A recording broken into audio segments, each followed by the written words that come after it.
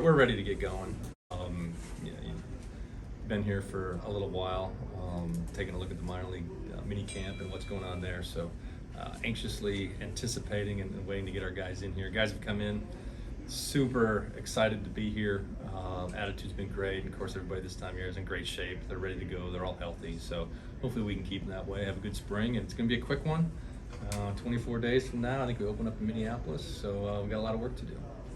Take any questions. With that in mind, it's going to be a quick one. How much does that change your process? And I guess we'll start with pitchers and catchers. Usually they have a little more time to work. Yeah, fortunately, I do have a little experience. I was involved back in my playing days in the '94 strike when we started spring training a little late '95. And this one's actually a little bit longer spring than that one was. And I felt the position players, I know how I felt. I thought it was great. You're going to get a few less at bats, but on the pitching side that's what you're most concerned about, getting those guys stretched out.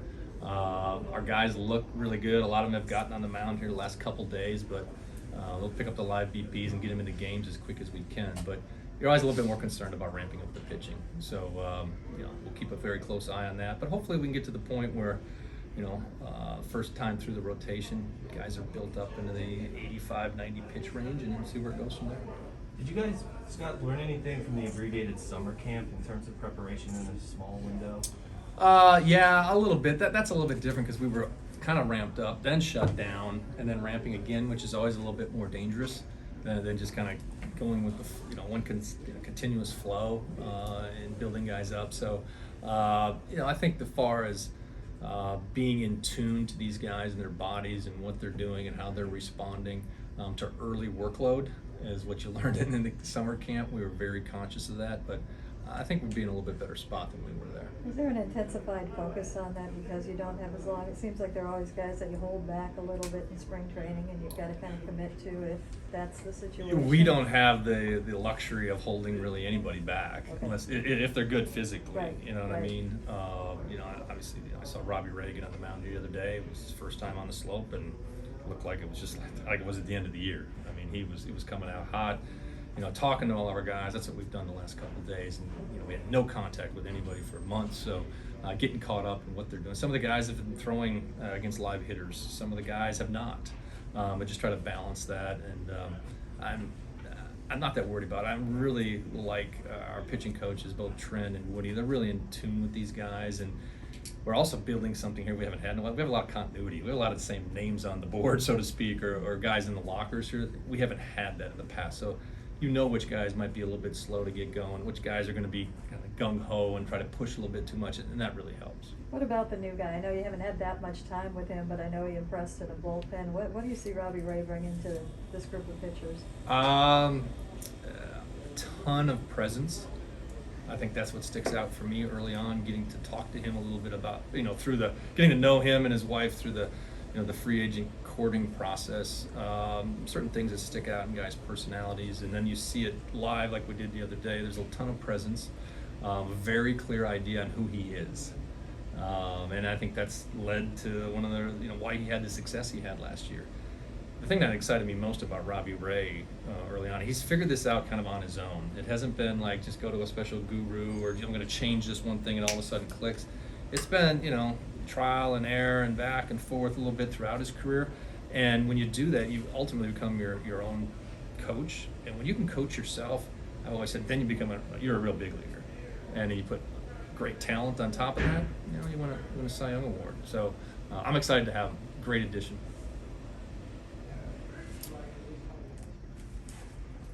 How exciting has it been to see Jerry in the front office add impact talent like Robbie and continue to say that they're going to continue to try to add some before we can get? Yeah, it's it starts commitment from ownership. When you sign somebody, certainly a pitcher to a long-term contract like that at the dollars we did, so it says a lot there. I mean, Jerry and Justin Hollander in the front office do a great job staying on top of kind of what the market is bearing and what it looks like out there, and they're working their tail off right now to see how we can continue to add, to our club. We said all offseason we need to continue to look at ways to get better offensively. More consistency there would be huge for us. So we'll see what the next few days bring. But it starts at the top. It's ownership and their ability and willingness to step up. And we've put ourselves in a good position.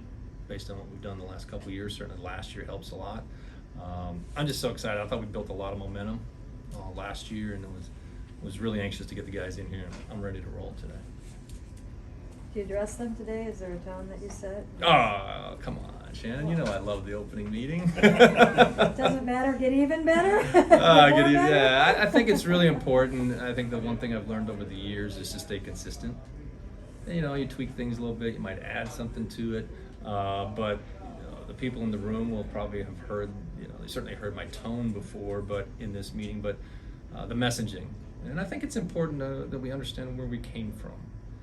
And I'll share with the group a little bit. For me, you kind of step back in time, and a lot of these guys in this room were here in 2019 and the crazy COVID year 2020, and then going through what we did last year with a little bit of a rocky start, and then building off that. So we're in a really good spot.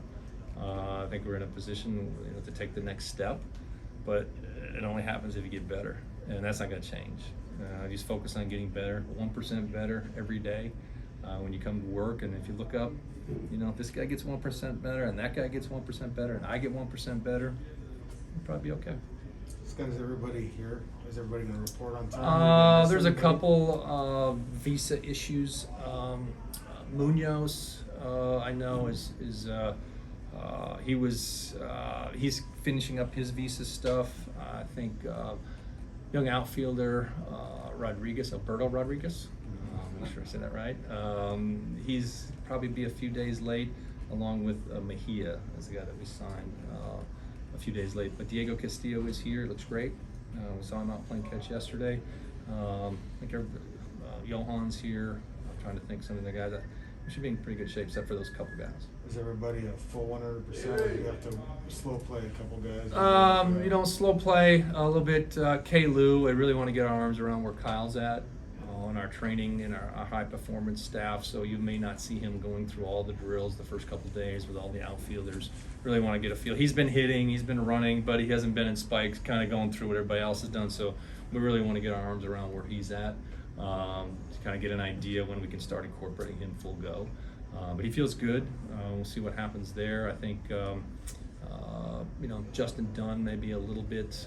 He's really worked hard. He missed some time last year. But again, it's more of like, let's just see where they're at first.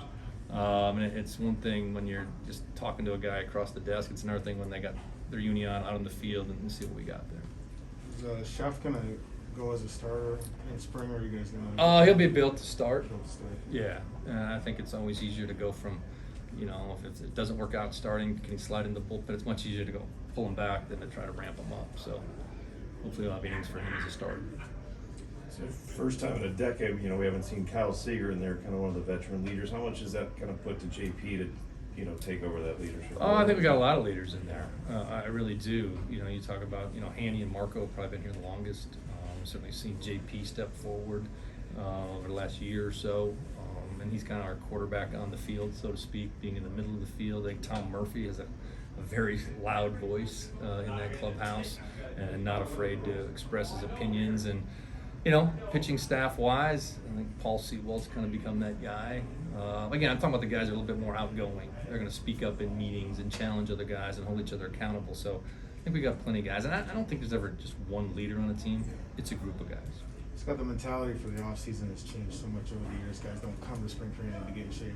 But you didn't get to talk to any of your guys. There had to be some trust factor. Were you ever worried about your guys, or did you know that they were going to do that because kind of the people you signed and developed as well? Yeah, like I said, we have relationships with most of these guys. Outside of Adam Frazier and Robbie Ray, we kind of knew what was coming back here. You get to know the makeup of the player, and I thought we did a really good job right before it shut down December 1st. We got all of our BVYs, our kind of the end of the season stuff that we like to share with players on Zoom calls. We did all that before we shut down. So those guys had a really good plan going forward, or what the expectations were, maybe the 2 or 3 things we wanted them to work on, where their body should be. So just keep your fingers crossed they did it. And from what I've seen, they followed suit. You gonna stalk them on Instagram? Because so many of these guys post their workouts on Instagram. Oh yeah, no, I saw Walker take one off the calf on Instagram. I saw Julio get bat fitted. I kept up on it. I mean, the Mitch stuff is really strange. The stuff he's doing, hanging walls, and he's got there's rolling around with big bags. And Yeah, you never know what Mitch is up to. But I do know whatever he's doing, there's a reason behind it. And it's about getting himself better, and that's all you can ask from guys. You mentioned Frazier. What excites you about him? Great track record, first of all. I think I would kind of describe him as more of a throwback type player that's probably not going to get all. He's going to do the little things help you win games, and he's done a nice job at second base throughout his career. He'll get the majority of time with us at second base, is how I see that playing out. But the bat, he puts the bat on the ball, doesn't strike out a ton, really does a nice job of controlling the strike zone. We all know how important that is to us and what we're trying to build going forward. So he's a great fit. He's a guy that we've had our eye on for quite a while, and it's nice to be able to get him in our uni final. Scott, what your opening message to the guys? There's external expectations from fans, from everyone. Internal expectations too, different. I mean, it's easy to say 1% every day, but then you have all this stuff out there. I mean, they know where they were at last year on the last day of the season and how much it hurt not to get there. I mean, how do you manage that? I mean, is that part of your message too? It is. It's funny you bring that up. And expectations. The one thing I will say, I'll say it to you guys, I'll say it to the group in here a little bit later today. Expectations in that clubhouse and organizationally have not changed at all. The expectation here, and I've been very clear about it, we talked about it all year last year, the year before, the focus on getting better. Okay, I do know if you chase a result, it will not end well. I've talked about this for a long time. We sit here today, how many games we're going to win. If I only focus on how many games we're going to win and we have to get into the playoffs, that's going to be a miserable existence for me for the next 6.5, 7 months. I'm not going to go there.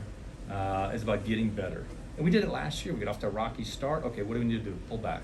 We need to control the count better. Our pitchers did a phenomenal job of dominating the strike zone. Okay, we were one of the best defensive teams in the American League last year.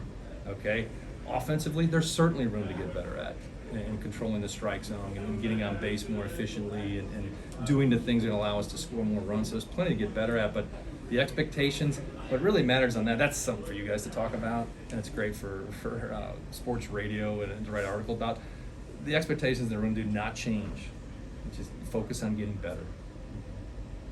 That's it. I don't know what else to tell you. That's what I mean, can you see it if they're not? I mean, like I think in 2018, the results, it was a veteran team too, but like when the A's were chasing you guys down, the results got kind of there, and I mean, some of the guys didn't, it bothered them. I mean, how do you make sure that these guys stay on the 1%? I mean, I know you preach it. It's up to me and our coaching staff, you know what I mean, and to try to get away from that. It's something that we've earned. We played really well last year. It's a privilege to kind of be in the talk, and when people talk about, if you add this guy or that guy, does that get you over the hump? Really can't control any of that. Focus on what you can control. You control on getting better. How we go about our preparation. I've often said last year's team is the best team I've ever been around as far as preparation goes, and it paid off. So we'll focus on that. Speaking about your defense, though, in the new CBA, what do you think about the limited of the shift and some of the other rules? Yeah, the way I understand it, the shift will still be in play this year. We'll still do it, and we will employ the shift a lot. I think it's a valuable defensive tool to have. And so if we're moving our guys around, after that, we'll make the adjustment when the time comes. But as far as I know, it's in play this year, and we will we'll employ it quite a bit. Scott, how many bullpens would a starter get regularly in a spring training? Leading up. What are you trying to do right now? Yeah, you'll see most guys. Some of the guys have already been in and thrown a bullpen. You'll see live BPs tomorrow already. Some of our guys coming into camp will face hitters. Today in the live BPs, you'll see some of the guys who have been in mini camp. We've got sled over this camp. We've got to keep those guys going. So you'll see some live BPs today too, but it'll be younger players throwing. Tomorrow there'll be a bigger group where you'll start to see some of our 40-man roster guys start to throw the live BP. So as quick as we can get them in the live BP, in past it was maybe 2 live BPs. This year it's only probably going to be 1, and then get them in a game. So we play a game on the 18th on Friday. You're probably not going to see really hardly any of the guys that just showed up pitching in those games. You'll see some position players playing, but the pitchers will be a little bit slow to get them going, and then ramp from there. But the number of bullpens, it's really individualized based on how much they've been throwing coming in. I'm looking more like the live BP when you put a hitter in there, and once they've checked that box, then they're kind of ready to go into a game. So you've got starters who might not get 4 starts before, Probably not. okay. Probably not. Again, I haven't, locked in with Woody. I kind of let the pitching guys do that, and they put the master plan together, and then we talk about it from there. But and you work backwards. What does it look like coming out of the chute in Minnesota, and go from there. And a lot of that depends on, like I said, does somebody have a setback? Does somebody get a little tender, and you got to back them off? So we have to be flexible as the spring goes on. All right. It's probably easier having a lot of guys back though for your install. Yeah. You got to remember, we didn't have any meetings all last year. No talks, no nothing. Really, no team meetings. And you guys know I love doing the morning meeting. So we will get that going again this year. We have a little fun, get to know each other, and I'm looking forward to that. The team building stuff is fun. Thank you. All good. Thanks, guys.